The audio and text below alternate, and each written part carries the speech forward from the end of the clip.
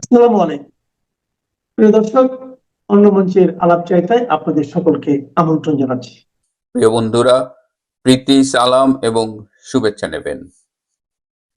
ঢাকা ক্যান্টনমেন্টের অবস্থা বলা যায় যে এক ধরনের বিস্ফোরণ উন্মুখ। যে কোনো মুহূর্তেই যে কোনো কিছু ঘটে যেতে পারে। এই মুহূর্তে সেনাবাহিনী, আমি গতকাল বলেছি যে আমাদের অফিসার শুধু নয়, একদম সৈনিক পর্যন্ত ক্ষুব্ধ হয়ে আছে। বিশেষ করে জেনারেল ওয়াকার মির্জা ফখরুলের টেলিফোন দিয়ে তারেকের সাথে কথা বলেন। তারেক রহমান বলেছিল যে আপনি আগে আপনার আর্মিকে ঠিক করেন, আমার দেশে অনেক শত্রু রয়েছে এবং আপনি জানেন আমার আব্বাও আর্মির হাতে খুন হয়েছেন, সুতরাং সবকিছু ঠিক না করে আমি কি করে দেশে ফিরি। এবং তারেক রহমানের আরো তিনি জেনারেল ওয়াকারকে বলেছেন যে বিএনপি ক্ষমতায় এলে জেনারেল ওয়াকারকে বিএনপি সেফ এক্সিট দেবে। আমরা আরো খোঁজ নিয়ে জেনেছি যে তারেক রহমান আসলে ভীষণ প্রতিহিংসার আগুনে জ্বলছেন। আপনারা জানেন যে 2007 সালে তার উপরে যখন 111 সরকার এসেছিল, তার উপরে ফিজিক্যাল টর্চার করা হয়েছিল এবং সেটা করা হয়েছিল, তার সাথে কিছু আর্মি ইনভলভ ছিল এবং সেটি বেসিক্যালি করা হয়েছিল সেই সময়ের হাই লেভেল আর্মি অফিসারদের নির্দেশে। কিন্তু তারেক রহমান এখনো সেইটার বদলা নিতে চান। তিনি খোঁজ নিচ্ছেন যে তার উপর কারা টর্চার করেছে, তারা কিংবা তাদের প্রতি সহমর্মী কারা এখনো আর্মিতে আছেন এবং তিনি তাদেরও সবাইকে বের করে দিতে চান। তার টার্গেট হলো যে প্রো লিবারেশন পন্থী বা আরো স্পেসিফিক বললে যারা আওয়ামী লীগ পন্থী তাদের সবাইকে তিনি আর্মি থেকে বের করে দেবেন এবং প্রয়োজনে তিনি এটাও বলেছেন যে তার পক্ষের যে মেজর জেনারেলটা এই মুহূর্তে কাজ করছে তাকে তিনি প্রমোশন দিয়ে শর্টেস্ট পসিবল টাইমে তাকে জেনারেল করে সেনাপ্রধানের দায়িত্ব দেবেন। সো তারেক রহমান গ্রুপটাই বর্তমানে এই যে 24 জন সেনা কর্মকর্তার যে বিচার হবে আইসিটিতে, এই বিচার যেন ঠিক মতো হয় এবং এই বিচার যেন দ্রুততার সাথে হয়, সেইটার সাথে তারা জড়িত। তার মানে তারেক রহমান চাইছে যে আর্মি অফিসারদের বিচার হোক। তাহলে এই অবস্থায় আর যারা প্রো লিবারেশন পন্থী তারা চাইছে কোনো অবস্থায় যেন এই বিচার না হয়, কারণ এর সাথে আর্মি অ্যাজ অ্যান ইনস্টিটিউশন, তার ইমেজ জড়িত, তার ভাবমূর্তি জড়িত এবং এটা যদি হয় তাহলে ভবিষ্যতে আর্মির কোনো অবস্থান থাকবে কিনা বা আর্মি অ্যাজ অ্যান ইনস্টিটিউশন কিভাবে পারফর্ম করবে সেটা নিয়েও প্রশ্ন দেখা যায়। এই মুহূর্তে জামাতের ভূমিকা কি, জামাতপন্থীদের ভূমিকা কি? জামাতপন্থীরা একটা মধ্যপন্থা অবলম্বন করছে এবং তারা এই সেনাবাহিনীর অফিসারদের এইভাবে বিচারটা চায় না। তার মানে হলো এই যে সেনা কর্মকর্তাদের বিচার, এটা মূলত তারেক রহমান এবং বিএনপি পন্থীদের একটা মানে উদ্যোগ এবং তারা প্রতিশোধ নিতে চায়। এবং ডক্টর ইনুস এই খেলাগুলো দেখছেন, তিনি বিভিন্ন গ্রুপের সাথে বাঁধিয়ে দিয়েছেন এবং তিনি এই সেনাবাহিনীর বিচারের পক্ষেই আছেন, তিনি চান সেনাবাহিনীর বিচার হোক। এই অবস্থায় গতকাল ভীষণ টেনশনে কেটেছে। বিএনপি পন্থীরা জেনারেল ওয়াকারের উপর প্রেসার করছে যেন এই 24 জনের বিচার হয়। জামাত একটা মধ্যপন্থী অবস্থানে নিয়েছে। প্রো লিবারেশন ফোর্সেস তারা এই বিচারটার বিপক্ষে অবস্থান নিয়েছে এবং তারা জেনারেল ওয়াকারকে একটা আলটিমেটাম দিয়েছে। তারা বলেছে যে আপনি দ্রুততার সাথে এই ব্যবস্থাটা, এই প্রবলেম সলভ করেন। প্রয়োজনে ক্ষমতা নেবার জন্য তারা জেনারেল ওয়াকারের উপরে প্রেসার দিয়েছেন। এই অবস্থায় গতকাল রাতে সেনা প্রধান জেনারেল ওয়াকার খান তিনি জামাতের আমির ডক্টর শফিকুর রহমানের বাসায় গিয়েছিলেন, মধ্যরাতে গোপন বৈঠক করেছেন এবং সেই বৈঠকে গিয়ে তিনি শফিকুর রহমানের কাছে সাহায্য চেয়েছেন যে জামাতপন্থী যারা অফিসার আছেন তারা যেন তাকে সহায়তা করেন এবং তিনি আরো চেয়েছেন যে তার জামাতপন্থী সেনাবাহিনীর অফিসাররা তারা যেন বিএনপি পন্থী অফিসারদের সাথে মিশে বিএনপি পন্থী অফিসারদের এই মুহূর্তে একটু ঠান্ডা করেন। তো এই অবস্থায় এই খবরটি কিন্তু গতকাল পেপারে এসেছিল, এই যে জেনারেল ওয়াকার খান যে জামাতের আমিরের সাথে দেখা করেছেন, কিন্তু এটি পরবর্তীতে এটি সরিয়ে নেওয়া হয়েছে, এটি আর পত্রিকায় নেই, কালের কণ্ঠ পত্রিকায় এটি দেখা গিয়েছিল। তো এই অবস্থায় ক্যান্টনমেন্ট কিন্তু এখন আসলেই খুব টেন্স সিচুয়েশনে আছে, যে কোনো কিছু ঘটে যেতে পারে। আমরা চাইছি না যে এমন কিছু ঘটুক যেটা এই মুহূর্তে পরিস্থিতি আরো জটিল করুক, কিন্তু জেনারেল ওয়াকার টেরিবলি ফেল করছে। এখন এখানে প্রাক্তন সেনা কর্মকর্তা, গতকাল আমি অনুরোধ করেছিলাম দে শুড স্টেপ ইন, তাদের অনেকেই চেষ্টা করছে এই সমস্যাটা নিরসন করতে, কিন্তু সেখানেও বিভক্তি আছে। এক গ্রুপ চাইছে যে সেনা কর্মকর্তাদের বিচার হোক, কিন্তু অধিকাংশ বর্তমান এবং সাবেক কর্মকর্তারা সেনাবাহিনীর এই আইসিটি এই ট্রাইব্যুনালে বিচারের বিপক্ষে। সুতরাং এখন আমাদের দেখতে হবে যে ক্যান্টনমেন্টের পরিস্থিতি কোন দিকে যায়। অবশেষে 25শে ডিসেম্বর বাংলাদেশে ফিরতে যাচ্ছেন বিএনপির ভারপ্রাপ্ত চেয়ারম্যান তারেক রহমান। প্রশ্ন হচ্ছে, 17 বছর পর লন্ডন থেকে তার এই ফেরা কি কেবল একটি রাজনৈতিক ফেরা, নাকি এর পেছনে লুকিয়ে আছে কোনো লন্ডন রহস্য বা বড় কোনো রাজনৈতিক চিত্রনাট্য? তারেক রহমানের এই ফেরার ঘোষণার সাথে সাথে রাজনৈতিক অঙ্গনের যে পরিমাণ নাটকীয়তা এবং জনমনে যে অসংখ্য প্রশ্ন তৈরি হয়েছে, তার সমসাময়িক অনেক ইস্যুকে ছাড়িয়ে গেছে। কারণ এই ফেরার পেছনে অনেক যদি এবং কিন্তু রয়ে গেছে।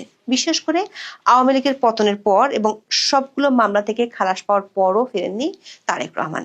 এমনকি মায়ের অসুস্থতার সময়ও দেশে আসতে পারেননি তিনি। উল্টো বলেছিলেন দেশে ফেরার সিদ্ধান্ত নেওয়াটা তার একার হাতে নেই। তখনই রাজনৈতিক বোদ্ধা থেকে শুরু করে সাধারণ মানুষের আলোচনায় প্রশ্ন উঠেছিল, কোন শক্তি আড়াল থেকে তারেক রহমানের দেশে ফেরার লাগাম টেনে ধরছে? এগুলো কি দেশীয় না বিদেশি শক্তি? বিশেষ করে তারেক রহমানের অতীত রাজনৈতিক জীবনের সাথে জড়িত থাকা দেশি বিদেশি 3টি পক্ষের সাথে আদৌ কোনো সমঝোতা হয়েছে কি না, এবং হলে সেটি কিভাবে, সেগুলো বরাবরের মতোই পর্দার আড়ালেই থেকে গেছে। এসব কারণে অনেক আলোচনা আর বিতর্কের পর শেষ পর্যন্ত এই যে তারেক রহমান ট্রাভেল পাস নিয়ে দেশে ফিরছেন, তাতে যোগ হওয়া অনেক প্রশ্ন এখনো অমীমাংসিতই রয়ে গেছে। আবার দেশে ফেরার সাথে অনেক ধরনের কঠিন চ্যালেঞ্জ অপেক্ষা করছে তার সামনে। এই চ্যালেঞ্জগুলো যোগ করছে আরো নতুন নতুন প্রশ্ন। 2007 সালে সেনা সমর্থিত তত্ত্বাবধায়ক সরকারের সময় দুর্নীতির অভিযোগে আটক হয়ে 18 মাস কারাগারে ছিলেন তারেক রহমান। কথিত আছে ওই সময় সেনাবাহিনীর কাছে মুচলেকা দিয়ে মুক্তি পেয়েছিলেন তিনি। এরপর 2008 সালে সপরিবারে তিনি লন্ডনে চলে যান। 2024 সালের 5ই আগস্ট শেখ হাসিনার পতন বাংলাদেশের রাজনীতির খোল নলচে বদলে দেয়। এই পালা বদলের প্রধান সুবিধাভোগী হিসেবে আবির্ভূত হয় বিএনপি। তখন সবাই মনে করেছিল তারেক রহমান সহসাই দেশে ফিরবেন। তার বিরুদ্ধে থাকা 84টি মামলা খুব দ্রুত অকার্যকর হয়ে গেলে বিএনপির পক্ষ থেকে বলা হয় খুব দ্রুতই ফিরছেন তারেক রহমান। কিন্তু রাজনৈতিক বাতাসের গতির সাথে তাল মিলিয়ে আদালতের দিক পাল্টে গেলেও তারেক রহমানের আশাটা ছিল অনিশ্চিত। সবগুলো মামলা থেকে খালাস ও মামলাগুলো বাতিল হওয়ার পরও তিনি যখন ফিরছিলেন না, তখনই নানা ধরনের কথা শুরু হয়েছিল। বিশেষ করে মায়ের অসুস্থতার সময়ও তিনি যখন দেশে ফিরছিলেন না, তখন সমালোচনা কম হয়নি। ফিরছিলেন না বলে বলা ভালো, ফিরতে পারছিলেন না। এরপর গত 1 মাসে তারেক রহমানের দেশে ফেরা নিয়ে বহু প্রশ্ন নানান আলোচনায় আলোচিত হয়েছে। 25শে ডিসেম্বর তারেক রহমান ফিরলেও সে প্রশ্নগুলো এখনো অমীমাংসিতই রয়ে গেছে। প্রথম প্রশ্নটির সাথে জড়িত রয়েছে তারেক রহমানের নিজের একটি ফেসবুক পোস্ট। মায়ের অসুস্থতার সময় তারেক রহমান যখন ফিরছিলেন না, তখন তর্ক বিতর্ক এবং ধোঁয়াশার মধ্যেই তিনি নিজেই দেন বিস্ফোরক এক পোস্ট। জানান তার দেশে ফেরার সিদ্ধান্ত ঝুলছে অদৃশ্য শক্তির হাতে। ফেসবুকে 29 নভেম্বর লেখেন, এমন সংকটকালে মায়ের স্নেহ স্পর্শ পাবার তীব্র আকাঙ্ক্ষা যে কোনো সন্তানের মতো তারও রয়েছে, কিন্তু অন্য আর সবার মতো এটা বাস্তবায়নের ক্ষেত্রে তার একক সিদ্ধান্ত গ্রহণের সুযোগ অবারিত ও একক নিয়ন্ত্রণাধীন নয়। তারেক রহমানের এই বক্তব্য ছিল চলমান রাজনীতিতে অনেকটা আকস্মিক বজ্রপাতের মতো। প্রশ্ন ওঠে, পরিবর্তিত রাজনীতির প্রধান নিয়ন্ত্রক হিসেবে যাকে মনে করা হচ্ছিল, তার এমন অসহায়ত্বের কারণ কি? রাজনীতির পুতুল নাচে কার হাতে রয়েছে সুতার আসল মালিকানা? তারেক রহমানের এই বক্তব্যে বিব্রতকর অবস্থায় পড়তে দেখা গিয়েছিল অন্তর্বর্তী সরকারকে। কয়েকজন উপদেষ্টা তড়িঘড়ি করে দাবি করেন দেশে নিরাপত্তার কোনো সংকট নেই, দেশে আসা বা না আসার বিষয়টি পুরোপুরি নির্ভর করছে তারেক ও তার পরিবারের সিদ্ধান্তের উপর। বল তারেকের কোর্টে ঠেলে দিতে সরকারের তৎপরতা ছিল চোখে পড়ার মতো। জনাব তারেক রহমান তার পোস্টে আরো লিখেছিলেন, স্পর্শকাতর বিষয়টি বিস্তারিত বর্ণনার অবকাশ সীমিত। রাজনৈতিক বাস্তবতায় এই পরিস্থিতি প্রত্যাশিত পর্যায়ে উপনীত হওয়া মাত্রই তার স্বদেশ প্রত্যাবর্তনের প্রতীক্ষার অবসান ঘটবে। এখন যেহেতু তারেক রহমান ফিরছেন, তাই প্রশ্ন উঠছে সেই রাজনৈতিক বাস্তবতা আসলে কি এবং কারা সেই নিয়ন্ত্রক যাদের গ্রিন সিগন্যাল পাওয়ায় তারেক রহমান দেশে ফিরতে পারছেন। যদি তাই হয় তাহলে তারেক রহমান কি স্বাধীনভাবে রাজনীতি করতে পারবেন, নাকি সেই আড়ালের পক্ষগুলোর সিদ্ধান্ত মেনে নিয়ে তাকে রাজনীতি? সবচেয়ে বড় প্রশ্ন হলো সেই শক্তিগুলো কি বা তারা কারা যাদেরকে ম্যানেজ করে তারেক রহমানকে দেশে ফিরতে হলো। এক্ষেত্রে বিভিন্ন সময় তিনটি পক্ষের কথা নানান আলোচনায় উঠে এসেছে। এগুলো হলো সেনাবাহিনী, ভারত ও আমেরিকা।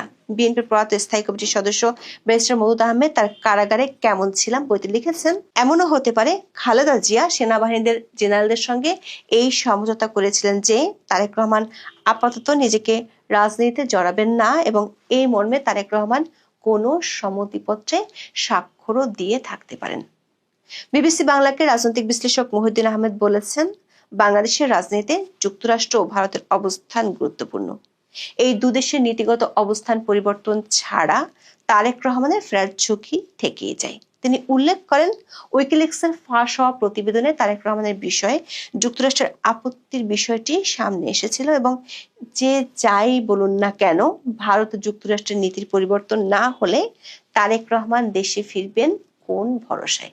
মহিউদ্দিন আহমেদ দাবি করেছেন, বাংলাদেশের রাজনীতি অনেকটাই নির্ভর করে ভারত ও যুক্তরাষ্ট্রের চাওয়ার উপরে।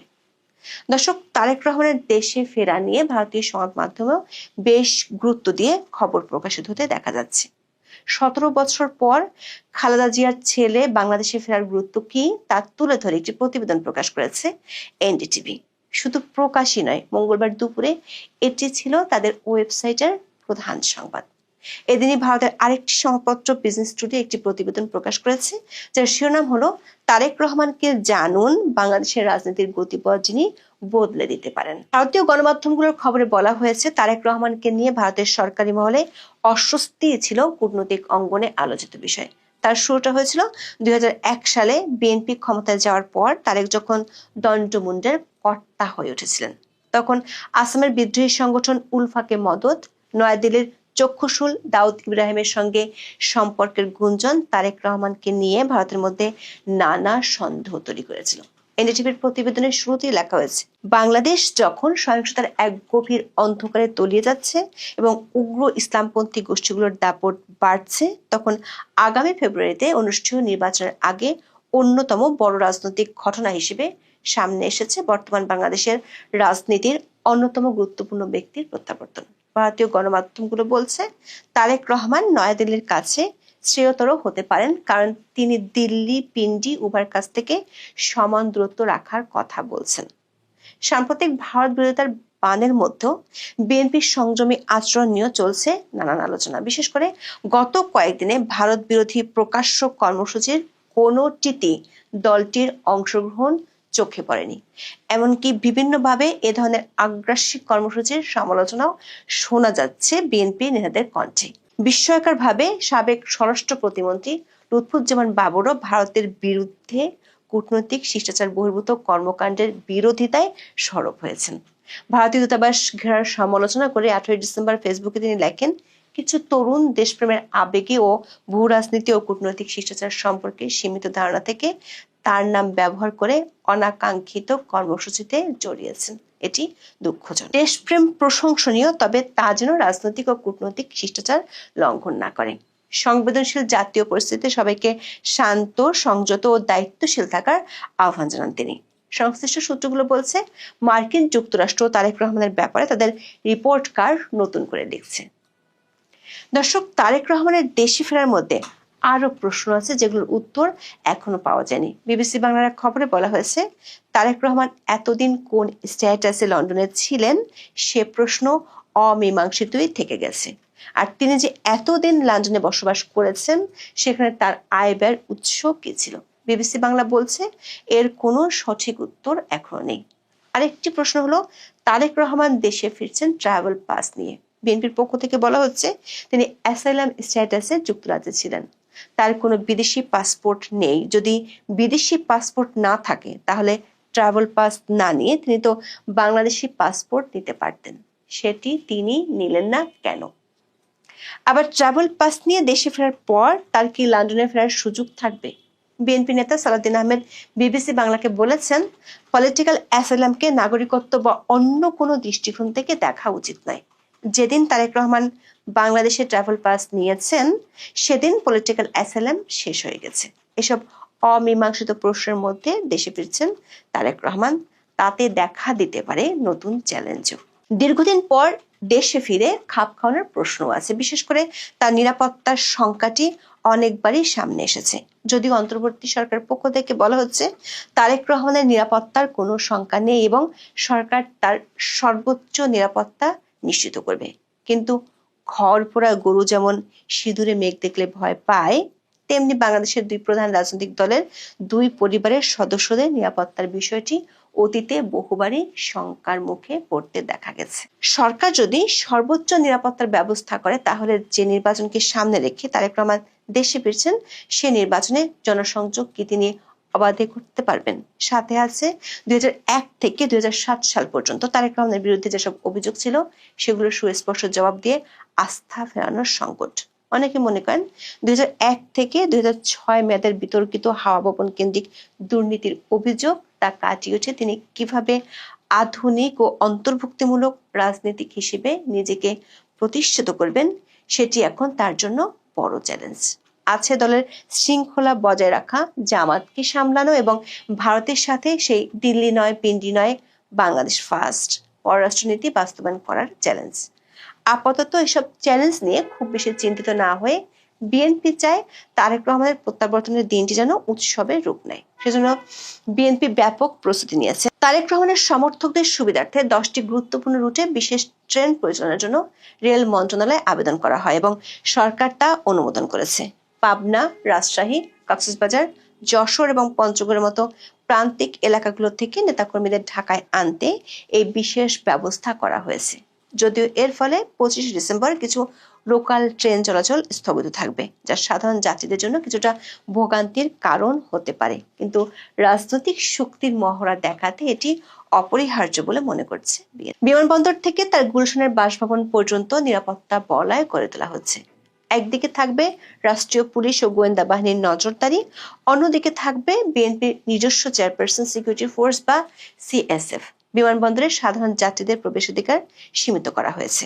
বিশ্লেষকরা মনে করেন 25 ডিসেম্বর দেশে ফেরার পর থেকে নতুন পুরাতন সবগুলো চ্যালেঞ্জ একসাথেই হয়তো মোকাবেলা করতে হতে পারে তারেক রহমানকে। তারেক রহমানের ফেরাটা অনেকটা সেই মেঘ দেখে কেউ করিস নে ভয়, আড়ালে তার সূর্য হাসে কবিতার মতো। সূর্য হাসবে নাকি মেঘ আরো ঘনীভূত হবে সেটা সময় বলবে। দর্শক, বর্তমান যে মব সন্ত্রাস, বর্তমানে যে উগ্রপন্থীদের উত্থান, এখানে শুধু গণতন্ত্র বিপন্ন না, নির্বাচন অনিশ্চিত না, এখানে গণমাধ্যম তার যে স্বাধীনতা অর্জন করার কথা ছিল সেটা সম্ভবত ভ্রুণ্ঠিত হয়ে যাচ্ছে, তেমন একটি শঙ্কার কথা বলবো। দর্শক, একটা শুধু দেখুন, শিরোনামটা বলি, নাজনীন মুন্নিকে বাদ দিন, না হলে প্রথম আলো ডেইলি স্টারের মতো আগুন লাগিয়ে দেব। কেন এই হুঙ্কার? দর্শক একটু বিশ্লেষণ করে খেয়াল করবেন, গত 1 বছর 1.5 বছরে গণতান্ত্রিক শক্তি কেন জানি হঠাৎ করে তারা মাঠ থেকে নিজেদের অবস্থানটা গুটিয়ে নিয়েছে, কিন্তু অন্যরা নানা দাবি দাওয়া নিয়ে মাঠে সোচ্চার। এমনকি নির্বাচনী তফসিল হবার পরও মাঠে নানা ইস্যুতে কিন্তু তারা তৎপর। কেন জানেন? কারণ তারা জানে এমন অবস্থা তৈরি করতে হবে, হয় জনসমর্থন আমার দিকে আসবে, না হলে ভয় পাবে। হয় তুমি আমাকে সাপোর্ট করবা, না হলে তুমি আমাকে ভয় পাও। আমাকে সাপোর্ট করলে আমি কার্য উদ্ধার করতে পারবো, আর যদি ভয় পাও তাহলে আমি আমার কার্য উদ্ধার করতে পারবো। যার কারণে অব্যাহতভাবে মব সন্ত্রাস। আমি নিজেই বলেছি অনেকবার, আপনারা হয়তো মনে করছেন যে আমি বোধহয় আমার পাল্টায় ফেলছি, হ্যাঁ, আমার অবস্থান পরিবর্তন করছি।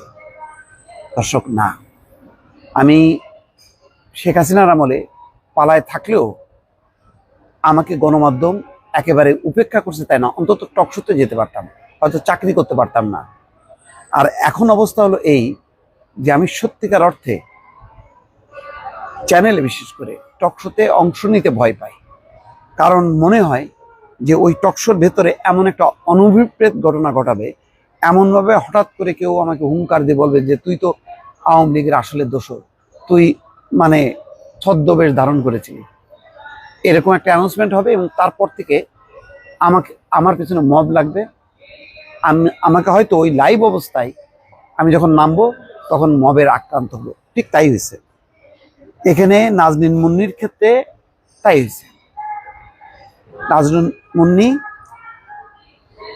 গ্লোবাল টিভিতে চাকরি করতেন, এর আগে তিনি কোথায় ছিলেন, ৭১-এ কাজ করেছেন, তার মাঝখানে আবার সম্ভবত আরেকটা চ্যানেলে ছিলেন, আমি ঠিক এই মুহূর্তে নামটা মনে করতে পারছি না।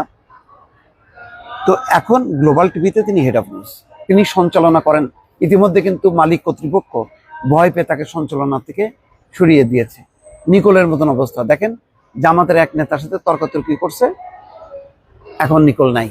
এবং শুধু তাই না, হুমকি দেওয়া হচ্ছে অশালীনভাবে দেশের বাইরে থেকে, যে শাহরিয়ার ভাই আপনি আগায় যান, আর নিকোলরে আমরা দেখতেছি মানে কি, এরপরে একটা অশালীন একটা তথ্যপত্র প্লেস করবে, আর আমাদের এখানে উগ্রপন্থীরা বলবে ইয়েস ইয়েস ইয়েস।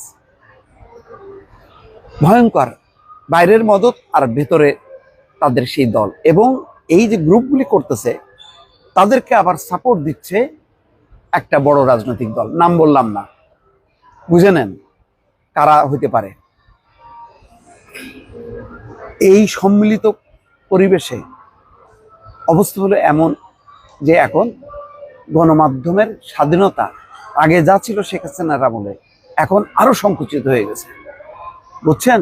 আপনি কিসের গণতন্ত্র, কিসের মত প্রকাশ, কিচ্ছু থাকবে না, আপনাকে একভাবে চলতে হবে। ওই আমি বলছি অলরেডি যে এখন টেলিভিশনের টক শো মূলত আসলে আমি ডামি, অর্থাৎ নিজেরা একই মতদর্শের লোক হইতে হবে, অন্য মতদর্শ সহ্য করা হবে না। যখনই আপনি অন্য মতদর্শ হবে তখন ওর ভিতরে খুঁজবে আওয়ামী দোসর, ভারতীয় আধিপত্যবাদের দোসর, ফ্যাসিবাদের দোসর, এই ট্যাগ লাগানো হবে। ঠিক যেই কাজগুলি 15 বছরে আওয়ামী লীগ করছে। কিছু বললেই, সত্য কথা বললেই বলা হতো জামাত, শিবির, রাজাকার, পাকিস্তান, এই সমস্ত ট্যাগ দেওয়া হতো।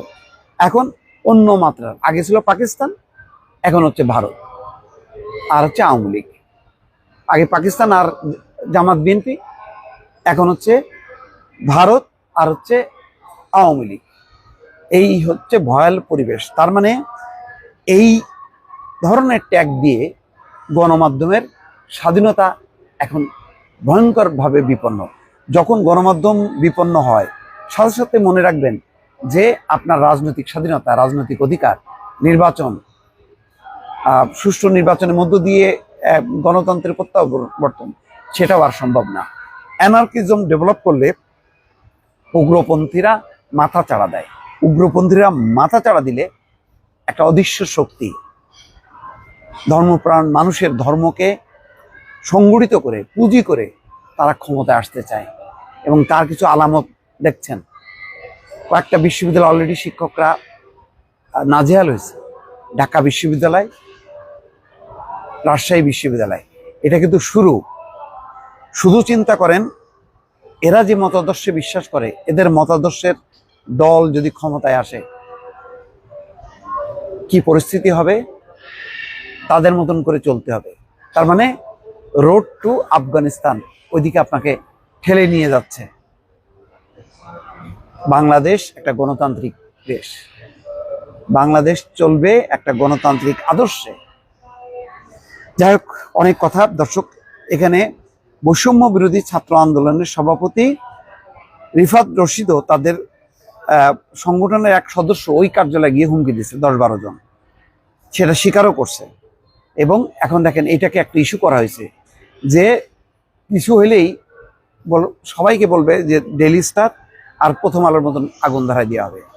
এমনিতে গণমাধ্যমগুলি এখন যেগুলি আপনারা দেখেন, এগুলির অবস্থা এমনি নাজুক, কারণ এইগুলি জন্মই হয়েছে পরাধীনতার শেকড় থেকে, পরাধীনতার বীজ থেকে এদের জন্ম। বীজ থেকে জন্ম নিয়ে এরা লতা পাতার মতন মানে ক্ষমতাকে আঁকড়ে ছিল।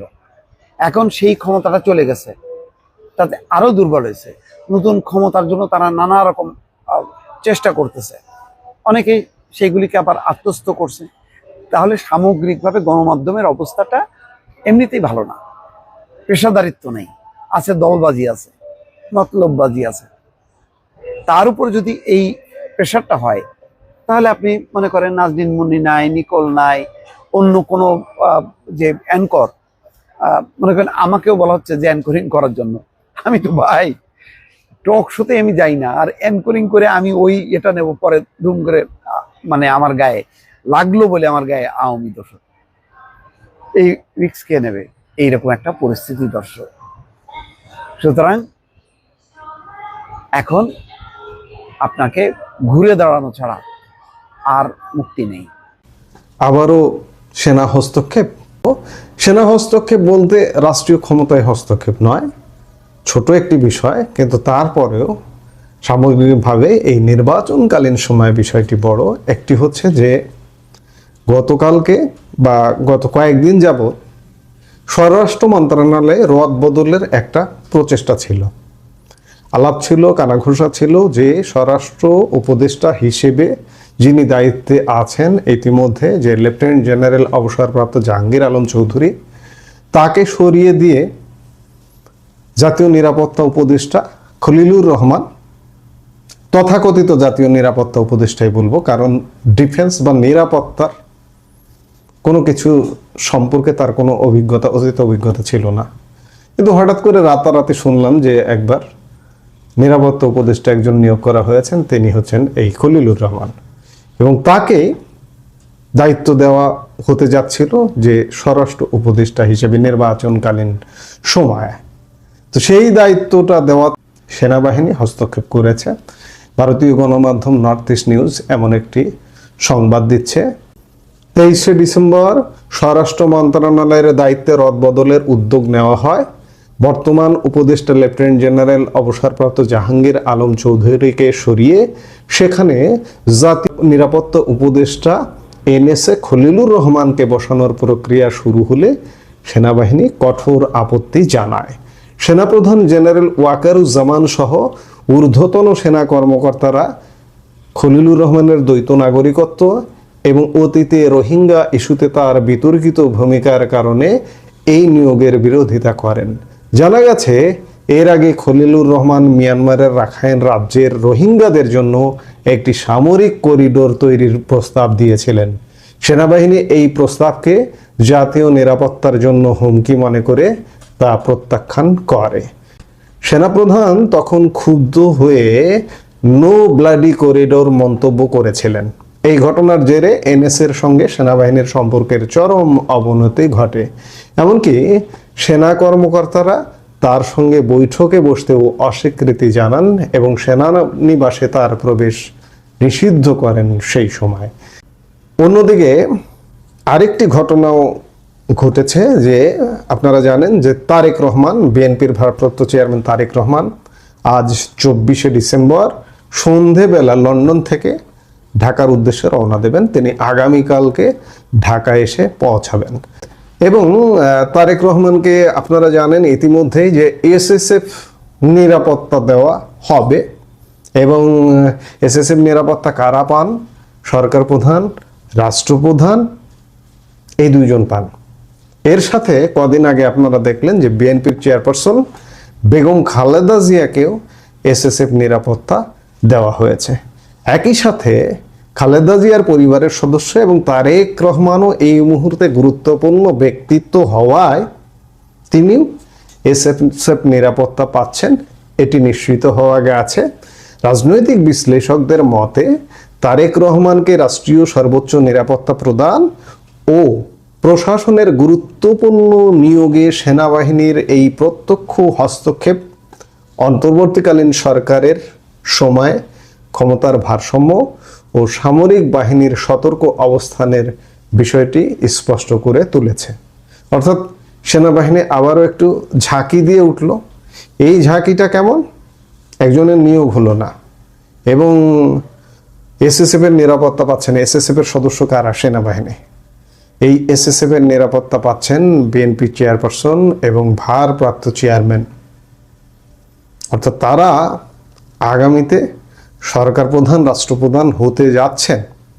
অবস্থা, বর্তমান দেশের অবস্থা যদি বিশ্লেষণ করেন তাহলে এটি দাঁড়ায় যে নির্বাচনের আগেই তারা এসএসএফ সুবিধা পাচ্ছেন। এটি শেষ পর্যন্ত কি হবে? ওদিকেই যাচ্ছে, সোজা কথা ওদিকেই যাচ্ছে। শেষ পর্যন্ত কি হবে সেটা কতদিনের জন্য হবে? 15 দিনের জন্য হবে? 15 দিনের জন্য প্রধানমন্ত্রী হবেন নাকি 15 বছরের জন্য হবেন? সময় আসলে বলে দেবে। আমরা নিশ্চয়ই সময়ের সাক্ষী হিসেবে আপনি, আমি প্রত্যেকেই এগুলো দেখব। এই মুহূর্তে